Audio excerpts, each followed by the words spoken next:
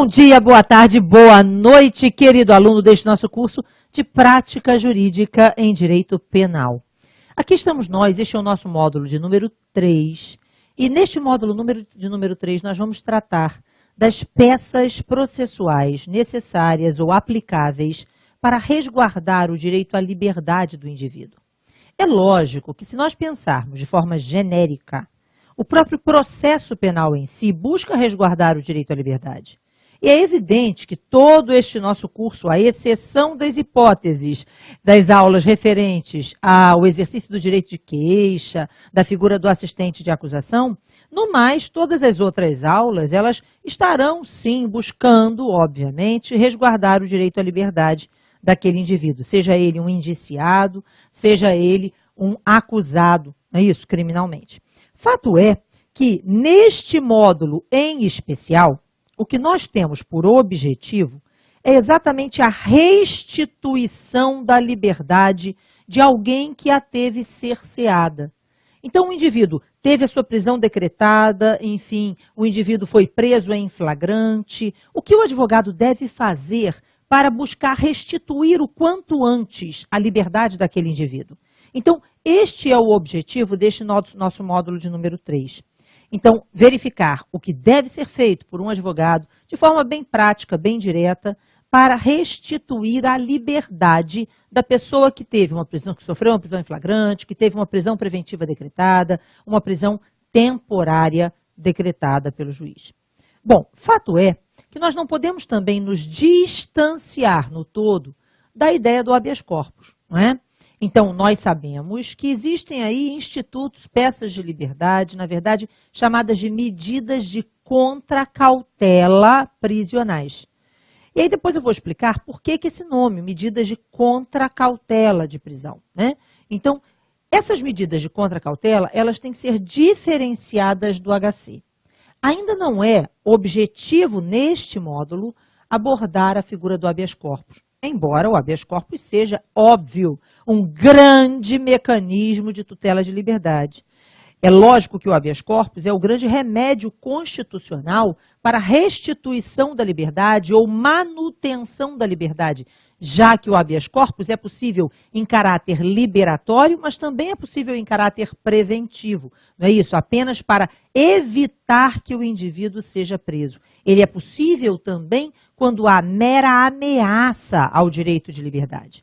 Então, o habeas corpus, que não é uma medida de contracautela, é uma ação autônoma de impugnação, tem um momento oportuno para que ele seja analisado, abordado junto com você. Neste momento, a nossa ideia é exatamente a utilização daqueles institutos que são aplicáveis durante o próprio processo, durante o próprio inquérito policial, diretamente nos mesmos autos, no mesmo procedimento, diferentemente do habeas corpus, que configura um processo autônomo, uma ação autônoma de impugnação. Então, eu vou precisar, sim, diferenciar os vários institutos, diferenciá-los entre si e também diferenciar estes institutos do HC. Mas o HC será oportunamente analisado em separado. Tranquilo? Então, na verdade, nossa ideia aqui é mostrar a você essas peças de liberdade que buscam exatamente fazer cessar uma prisão cautelar antes decretada. Então, são elas o relaxamento de prisão, a liberdade provisória e a revogação da preventiva ou mesmo a revogação da temporária. Então vamos começar. Vejam, eu preciso, antes de qualquer outra coisa, quero que você me siga nas redes sociais, certo? É importante isso, não apenas porque nós queremos estar próximos de você durante este curso e fora também, né, após o término do curso, mas gostaria que você me seguisse nas redes sociais. Meu Instagram é professora Ana Cristina. No Facebook você vai me encontrar como Ana Cristina Mendonça, no Twitter Ana Cris Mendonça, sem o cedilha, certo? No YouTube também Ana Cristina Mendonça, enfim, você colocando Ana Cristina Mendonça você me encontra, só no Instagram que é professora Ana Cristina. As redes sociais, elas podem fazer diferença, não apenas porque você tem um contato direto conosco, mas também nós postamos dicas muitas vezes, não é isso? Apresentamos comentários, eventualmente temos lives, isso pode fazer também a diferença, você pode querer participar, né? Acompanhar o nosso canal do YouTube, onde postamos vídeos, né, a respeito da disciplina. E, veja, também seria interessante que você acompanhasse meu site, anacrismendonça.com.br, mas sem o cedilha. Então, fica Ana Cris Mendonça. No site, você vai encontrar muitos desacórdãos que eu menciono. Por exemplo, quando eu vou trabalhar a prisão preventiva, eu vou explicar que existe um acórdão que eu chamo carinhosamente de acórdão mãe dentro do Supremo Tribunal Federal, a partir do qual o Supremo passa a ter um outro olhar sobre o que seria a garantia da ordem pública. E todas as outras decisões posteriores a esta tomam esta decisão como referência. Daí exatamente eu mencionar acórdão mãe. Então, toda vez que eu chegar aqui, fizer uma abordagem a respeito de uma determinada decisão e tal, se eu considerei essa decisão importante, provavelmente esta decisão estará disponível lá no site. Caso você queira acesso é só ir até lá e procurar dentro da aba referente a material. Tranquilo? Mas, veja, além disso, não é? É importante que você saiba, eu e Giovanni temos um livro de prática penal, caso você tenha interesse, ele está disponível no site da editora Juspodium. Bom, feitos os comentários, não é? É importante também que você saiba o seguinte, as redes sociais existem, elas estão lá, elas facilitam e muito o nosso contato, mas se você tiver alguma dúvida em específico sobre esta aula, eu gostaria que você enviasse para nós através do plantão de dúvidas. Este é o nosso canal direto de comunicação. Então, envie a pergunta através do plantão de dúvidas. Estaremos aqui com todo prazer prontos para responder a dúvida que você possua. É evidente que neste curso é muito provável que você tenha dúvidas específicas sobre casos concretos. Então, se você for nos enviar uma dúvida sobre caso concreto, lembre-se de indicar um caso concreto, certo? Explicar direitinho em detalhes, porque senão a gente não tem como ajudar você, certo? Agora, vamos lá, vamos trabalhar as peças de liberdade. Então, antes de mais nada, gente, quando a gente pensa, não é, nessas medidas adequadas à restituição da liberdade do indivíduo, vejam, nós temos, primeiro, antes de qualquer outra coisa, fazer a distinção entre uma peça de liberdade, que nós vamos chamar aqui de medidas de contracautela. Coloca para mim, Karine. Karine é a minha diretora hoje. Então, as medidas de contracautela têm que ser diferenciadas do habeas corpus. Então, eu preciso que você tenha em mente qual a diferença concreta entre um HC e uma peça de liberdade.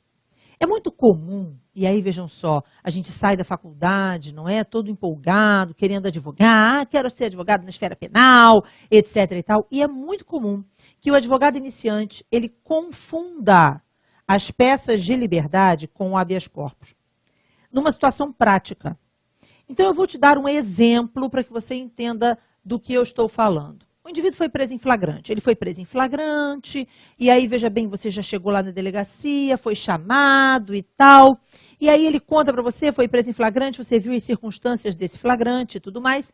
E é tendencioso, é de imediato, gente, é uma tendência nossa pensar imediatamente, existe uma prisão, eu vou utilizar um habeas corpus. E aí é muito comum que você impetre um habeas corpus diretamente ao juiz de primeira instância. Então, vamos ter em mente um detalhe importante sobre o HC. O habeas corpus, ele é, tradicionalmente, um processo de competência originária dos tribunais. O habeas corpus, a princípio, não seria ou não estaria previsto para a sua utilização perante um juiz de primeiro grau. Não que ele não seja possível, ele é possível, mas ele não é a regra. Tanto é assim que o Código de Processo Penal, a partir do artigo 647, começa a abordar o habeas corpus. Mas o que você observa no Código de Processo Penal, no capítulo, nesse título referente ao HC, é um procedimento de tramitação do habeas corpus perante um tribunal. Você não vai fazer menção ou não vai encontrar ali menção expressa a ideia de um habeas corpus na primeira instância. Tanto que surge a dúvida, inclusive, é uma dúvida pertinente, porque quando o habeas corpus tramita num tribunal, vejam, o Ministério Público será ouvido para proferir o seu parecer a respeito da concessão ou não daquela ordem de HC. Mas surge então uma dúvida. Como o Código não fez previsão do habeas corpus de como seria a tramitação desse habeas corpus na primeira instância, apenas nos tribunais, peraí, se nos tribunais o Ministério Público tem que ser ouvido, será que na primeira instância também tem? Então, reparem que é uma dúvida pertinente, e essa dúvida surge exatamente em razão da ausência de previsão de um procedimento de habeas corpus para o primeiro grau. Da mesma forma, o Código de Processo Penal, no artigo 574, diz o seguinte, que os recursos são voluntários, salvo nas seguintes hipóteses em que devem ser interpostos de ofício pelo juiz. E aí o exemplo de recurso de ofício, que na verdade não é um recurso, né, gente, que o juiz não quer recorrer da decisão, o juiz não quer buscar reforma da decisão. O juiz está ali buscando a confirmação da decisão por ele proferida. Então é um reexame necessário, duplo grau obrigatório, não é? Ou até mesmo nós podemos afirmar que seria uma condição suspensiva da eficácia da decisão, porque ela depende de ser confirmada pelo tribunal. Então, o artigo 574, ele traz lá que os recursos serão voluntários, salvo nos seguintes casos em que deverão ser interpostos de ofício pelo juiz, quando o juiz de primeiro grau conceder uma ordem de habeas corpus. Por que o juiz de primeiro grau, quando concede uma ordem de habeas corpus, tem que remeter o processo para o tribunal para confirmação da decisão? Porque o habeas corpus, tradicionalmente, não é um processo que corra na primeira instância. Novamente, ele é um processo de competência originária dos tribunais. Então, como o habeas corpus na primeira instância é uma exceção, e em tese, digamos assim, o juiz de primeira instância não teria como, por uma ausência de previsão legal no Código, não teria, repare, não teria, significa que tem, né? Mas assim, numa situação idealizada pelo Código de Processo Penal, não haveria habeas corpus na primeira instância. Mas quando isso acontecesse, certo? O juiz teria que buscar a confirmação da decisão pelo tribunal. É como se o tribunal estivesse dando uma chancela numa decisão para a qual aquele juiz, a princípio, não seria competente. E essa chancela se faz necessária exatamente porque a regra é não existir HC no primeiro grau. Mas a regra, porque existe exceção, lógico, né? Mas, Ana, como assim? O que eu vou te dizer é o seguinte, imagine, uma prisão em flagrante aconteceu. E aí, essa prisão em flagrante existiu, gente, beleza, você já foi chamado como advogado. E aí você chega lá, veja, conversa com o seu suposto cliente e tal, e você diz a ele, não, vou impetrar um habeas corpus e tal. E aí você vai ao juiz de primeira instância e impetra um HC. Só que não era caso de habeas corpus, era caso de relaxamento de prisão. Era caso de liberdade provisória. Mas em vez de utilizar o instituto correto, você utilizou o habeas corpus. E aí, muitas vezes, é muito comum que isso aconteça. O juiz de primeiro grau analisa aquele caso concreto, verifica que, na verdade, a hipótese é realmente de uma prisão ilegal. E se a prisão é ilegal, ela deve ser relaxada. E o juiz não vai deixar o indivíduo preso porque o advogado usou o instituto errado, entenderam? O juiz vai, na verdade, aplicar o princípio da fungibilidade e vai conceder aquela ordem de habeas corpus porque, na verdade, ele está concedendo um relaxamento de prisão. Então, ele vai conhecer daquela peça como relaxamento de prisão e vai, então, conceder esse relaxamento de prisão, determinando a soltura daquela pessoa que estava presa, né? O mesmo se dá com a liberdade provisória. O indivíduo está preso, a prisão em flagrante é uma prisão legal, nós vamos observar essas diferenças. E aí vejam, era caso de liberdade provisória, mas o advogado, em vez de liberdade provisória, entrou com HC. Gente, na verdade, se o indivíduo tem direito à liberdade provisória, o juiz vai conceder. Ele está usando do princípio da fungibilidade, entenderam?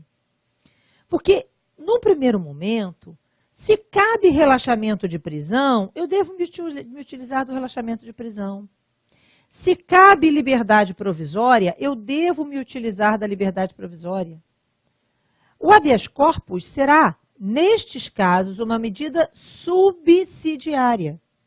Quando não for caso de relaxamento de prisão, quando não for caso de liberdade provisória, quando não for caso de revogação da preventiva ou da temporária, aí sim eu vou pensar no habeas corpus. Então, existe possibilidade de habeas corpus na primeira instância? Existe. Concretamente, tranquilamente, sim, existe. Existe possibilidade. Quando, novamente, não for caso de relaxamento, quando não for caso de liberdade provisória, quando não for caso de revogação da prisão preventiva, de revogação da prisão temporária. No entanto, existe algo importante que pode fazer a diferença no nosso estudo, na nossa compreensão dessa temática. E o que seria diferente, o que seria importante para que a gente compreendesse as diferenças? Novamente, esses institutos, quais são eles? São eles o relaxamento de prisão, eu tenho ele aqui anotado, espera aí. O relaxamento de prisão, a liberdade provisória e a revogação da prisão preventiva ou ainda a revogação da prisão temporária. Estes institutos, veja, são, como eu mencionei anteriormente, medidas de contracautela. Gente, toda medida cautelar deve ter, pelo menos a princípio deveria ter, uma medida de contra-ataque. Ana, como assim? Toda medida cautelar, uma vez decretada pelo juiz, deveria ter a possibilidade de uma outra medida que viesse por fim a ela, digamos assim. Então, reparem, eu vou te dar um exemplo para que você entenda. Só que não trabalhando a ideia de cautelares prisionais, porque a prisão em flagrante, a prisão temporária, a prisão preventiva são prisões cautelares, que somente poderão ser decretadas nas estritas hipóteses previstas em lei e desde que presentes aqueles pressupostos tradicionais de toda e qualquer medida cautelar. São eles o fumus boniuris e o periculum in mora, que no processo penal, em relação à prisão, são substituídos pelas expressões, não é? Fumus commissi delicti, fumaça da prática de uma infração, e o periculum libertatis. Então, fumus commissi delicti e periculum libertatis são os mesmos fumus boniuris e periculum in mora. A diferença é apenas na nomenclatura. Não é? Porque realmente não pega bem, o indivíduo está praticando o crime na sua frente, preso em flagrante, você vai dizer que tem fumaça do bom direito. Se tem um troço que não tem, é bom direito. Não é? Então, na verdade, você fala fumaça da prática de uma infração, fumus commissi delicti. E o periculum in mora, não é? Que é substituído pela ideia de periculum libertatis, porque não é apenas o perigo na demora da prestação da tutela jurisdicional, é o perigo na liberdade daquele indivíduo, apesar de existirem muitas críticas acirradas e que em grande parte com as quais eu concordo, certo? A respeito, por exemplo, da prisão preventiva por garantia da ordem pública, não é? Mas, de fato, quando o indivíduo está sendo preso preventivamente por garantia da ordem pública, ele não está sendo preso, né? Porque da demora na prestação da tutela jurisdicional. Não está sendo preso porque a prisão dele se faz necessária, porque se solto estivesse, ele coloca em risco este processo. E sim, ele está sendo preso por conta de uma conduta que talvez ele praticasse se solto estivesse. Não existe probabilidade dele solto voltar a praticar crimes. Então, não estou preocupado com este processo, porque caso ele estivesse solto e viesse a praticar um outro crime, este outro crime nem seria deste processo, né? Teria um outro processo para ele. Então, o que eu quero dizer é o seguinte, nem sempre aquela expressão periculum in mora, ela é suficiente para alcançar todas as hipóteses em que uma prisão se faz necessária. Então, em vez da gente utilizar a expressão periculum in mora, a gente usa periculum libertatis. Existe perigo na liberdade daquele indivíduo. Então, o fato é, gente, que vejam, se você tem uma prisão em flagrante, se você tem uma prisão temporária, se você tem uma prisão preventiva, estas prisões são prisões cautelares. E uma prisão cautelar, como qualquer medida cautelar, deve ter uma medida de contra-ataque dentro do mesmo processo. Então, como eu disse, essas são as prisões cautelares, medidas cautelares prisionais.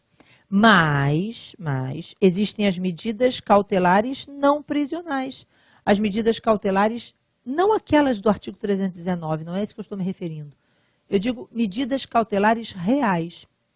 E dentre as medidas cautelares que recaem sobre coisas, nós temos como grande exemplo o sequestro de bens. Então, eu vou pegar como exemplo a figura do sequestro de bens para você entender o que eu estou falando sobre o que seria uma medida de contra-cautela. Então, imagine a seguinte hipótese. Um juiz determinou o sequestro de bens de um indivíduo, da Maria, ok? Então, o juiz decretou o sequestro de bens da Maria. Os bens de Maria foram sequestrados. O que pode fazer Maria para atacar esta decisão do juiz e tentar liberar os bens que foram sequestrados? Ela vai apresentar, vai opor em juízo, perante aquele mesmo juiz que decretou esta medida cautelar, os embargos de terceiro. E através destes embargos, ela vai tentar que o juiz faça cessar a medida cautelar decretada. Certo? Então, quando você pensa numa medida cautelar de sequestro, qual é a medida de contra-cautela? Ou seja, através de que tipo de petição, através de que tipo de instituto, eu posso pedir ao próprio juiz responsável pela medida cautelar para que faça cessar esta medida. Então, este instituto é o embargo de terceiro, né? Então, existe uma medida cautelar e uma medida de contra-ataque. Mas, novamente, repare que ela parte de uma simples petição endereçada ao próprio juiz processante, responsável pela medida cautelar deferida. Ok? Bom, a mesma situação ocorre quando eu penso na prisão cautelar. Então, vamos imaginar, eu vou utilizar aqui um exemplo para que você entenda, certo? Então, vamos imaginar a seguinte hipótese. O Ministério Público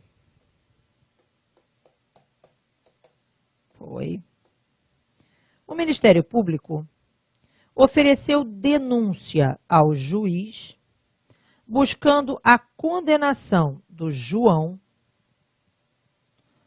pela prática do crime de roubo. Ok? Ocorre que durante este processo, esta denúncia foi recebida, o processo foi instaurado. Vamos imaginar que o juiz tenha, dentro deste processo, decretado a prisão preventiva do João, porque, pelo que está nos autos, ele estaria prejudicando a colheita de provas.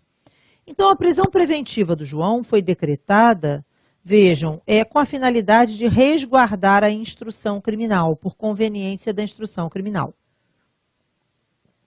Detalhe, somente por este motivo, ok? Então, a prisão de João foi decretada única e exclusivamente para resguardar, vejam, a colheita de provas. E aí, repare, isso é muito importante. Preciso que você preste atenção nisso. Se a prisão foi decretada apenas para conveniência da instrução criminal, no momento em que a instrução criminal estiver encerrada, já não existe mais um motivo que justifique a manutenção de João no cárcere. E no momento em que não existe mais motivo para que ele permaneça preso, a sua liberdade deve ser restituída. Então, reparem que, quando isso acontece, desapareceu o motivo que autorizava a prisão preventiva, o próprio João, ou seja, a própria pessoa que sofreu a medida cautelar, pode, dentro deste mesmo processo, apresentar uma petição simples. Uma petição simples endereçada ao juiz, dizendo ao juiz, informando o juiz, olha, ele foi preso, lembre-se, juiz, ele foi preso apenas por conveniência da instrução criminal. Se a instrução criminal não está mais em curso, se ela já foi concluída, se as provas já foram colhidas, não existe mais justificativa para que ele permaneça preso, então, por favor, restitui minha liberdade. Então, reparem que a petição de revogação da preventiva, da mesma forma que o relaxamento de prisão, que é a liberdade provisória, é uma petição feita pelo próprio preso, agora, através de um advogado. Então, estas medidas de contracautela são petições simples, apresentadas pelo próprio preso, mas são medidas privativas de advogado. Então, somente através de um advogado, o João poderá pedir ao juiz que restitua a sua liberdade. Ele vai endereçar esta petição ao próprio juiz responsável pela prisão. Quem vai requerer esta revogação da prisão preventiva? O próprio preso, mas, novamente, através de um advogado. Então, o que você tem é que essas petições, essas medidas de contracautela, são, gente, petições simples, dentro daquele mesmo procedimento, feitas pela pessoa que se encontra presa ao juiz, mas através de um advogado. É diferente do que acontece com o HC. Então, vamos imaginar, reparem, o João teve a sua prisão decretada dentro deste processo por conveniência da instrução criminal. Pedro. Ana, quem é Pedro? Não sei. Pedro pode ser o irmão de João, o amigo de João, o pai de João, o filho de João, um conhecido de João, uma pessoa qualquer que soube da situação de João. Pedro é qualquer pessoa. Poderá ir ao tribunal contra a decisão do juiz que decretou a prisão de João. O que eu quero através de um habeas corpus? O habeas corpus não é uma medida de contracautela.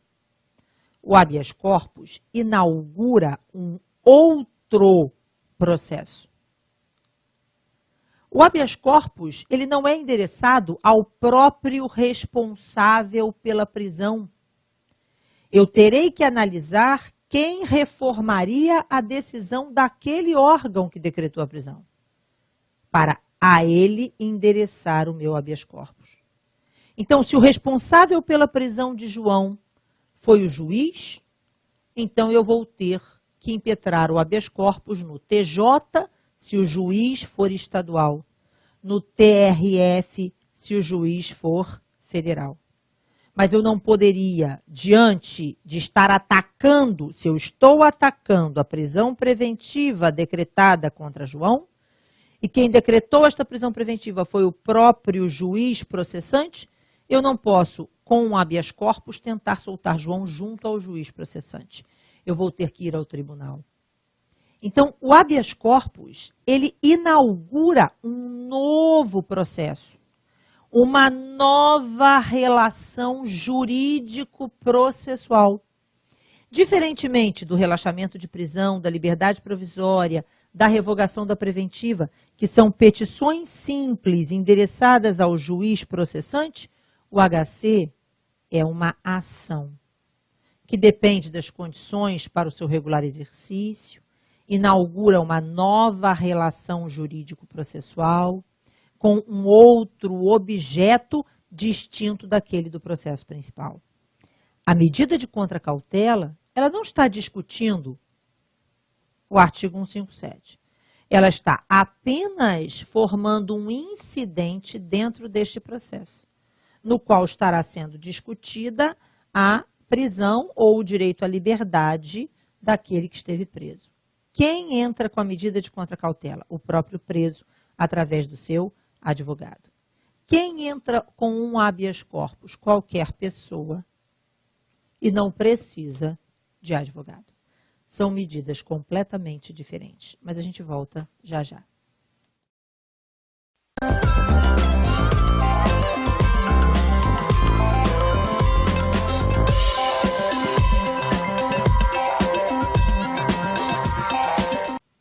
Bom dia, boa tarde, boa noite, querido aluno deste nosso curso de Prática Jurídica em Direito Penal. Aqui estamos nós, este é o nosso módulo de número 3, e neste módulo de número 3 nós vamos tratar das peças processuais necessárias ou aplicáveis para resguardar o direito à liberdade do indivíduo. É lógico que se nós pensarmos de forma genérica, o próprio processo penal em si busca resguardar o direito à liberdade. E é evidente que todo este nosso curso, à exceção das hipóteses das aulas referentes ao exercício do direito de queixa, da figura do assistente de acusação, no mais, todas as outras aulas, elas estarão, sim, buscando, obviamente, resguardar o direito à liberdade daquele indivíduo, seja ele um indiciado, seja ele um acusado, não é isso, criminalmente. Fato é que, neste módulo em especial, o que nós temos por objetivo é exatamente a restituição da liberdade de alguém que a teve cerceada. Então, o indivíduo teve a sua prisão decretada, enfim, o indivíduo foi preso em flagrante. O que o advogado deve fazer para buscar restituir o quanto antes a liberdade daquele indivíduo? Então, este é o objetivo deste nosso módulo de número 3. Então, verificar o que deve ser feito por um advogado de forma bem prática, bem direta, para restituir a liberdade da pessoa que teve uma prisão, que sofreu uma prisão em flagrante, que teve uma prisão preventiva decretada, uma prisão temporária decretada pelo juiz. Bom, fato é que nós não podemos também nos distanciar no todo da ideia do habeas corpus, não é? Então, nós sabemos a liberdade provisória e a revogação da preventiva ou mesmo a revogação da temporária. Então vamos começar, vejam, eu preciso, antes de qualquer outra coisa, quero que você me siga nas redes sociais, certo? É importante isso, não apenas porque nós queremos estar próximos de você durante este curso e fora também, né, após o término do curso, mas gostaria que você me seguisse nas redes sociais. Meu Instagram é professora Ana Cristina. No Facebook você vai me encontrar como Ana Cristina Mendonça, no Twitter Ana Cris Mendonça, sem o cedilha, certo? No YouTube também Ana Cristina Mendonça, enfim, você colocando Ana Cristina Mendonça você me encontra, só no Instagram que é professora Ana Cristina. As redes sociais, elas podem fazer diferença, não apenas porque você tem um contato direto conosco, mas também nós postamos dicas muitas vezes, não é isso? Apresentamos comentários, eventualmente temos lives, isso pode fazer também a diferença, você pode querer participar, né? A companhia autônoma de impugnação tem um momento oportuno para que ele seja analisado, abordado junto com você. Neste momento, a nossa ideia é exatamente a utilização daqueles institutos que são aplicáveis durante o próprio processo, durante o próprio inquérito policial, diretamente nos mesmos autos, no mesmo procedimento, diferentemente do habeas corpus, que configura um processo autônomo, uma ação autônoma de impugnação. Então, eu vou precisar, sim, diferenciar os vários institutos, diferenciá-los entre si e também diferenciar estes institutos do HC. Mas o HC será oportunamente analisado em separado. Tranquilo? Então, na verdade, nossa ideia aqui é mostrar a você essas peças de liberdade que buscam exatamente fazer cessar uma prisão cautelar antes decretada. Então, são elas o relaxamento de prisão, Vemos que existem aí institutos, peças de liberdade, na verdade, chamadas de medidas de contracautela prisionais. E aí depois eu vou explicar por que esse nome, medidas de contracautela de prisão, né? Então, essas medidas de contracautela, elas têm que ser diferenciadas do HC. Ainda não é objetivo neste módulo abordar a figura do habeas corpus, embora o habeas corpus seja, óbvio, um grande mecanismo de tutela de liberdade. É lógico que o habeas corpus é o grande remédio constitucional para a restituição da liberdade ou manutenção da liberdade, já que o habeas corpus é possível em caráter liberatório, mas também é possível em caráter preventivo. Não é isso? Apenas para evitar que o indivíduo seja preso. Ele é possível também quando há mera ameaça ao direito de liberdade. Então, o habeas corpus, que não é uma medida de contracautela, é uma ação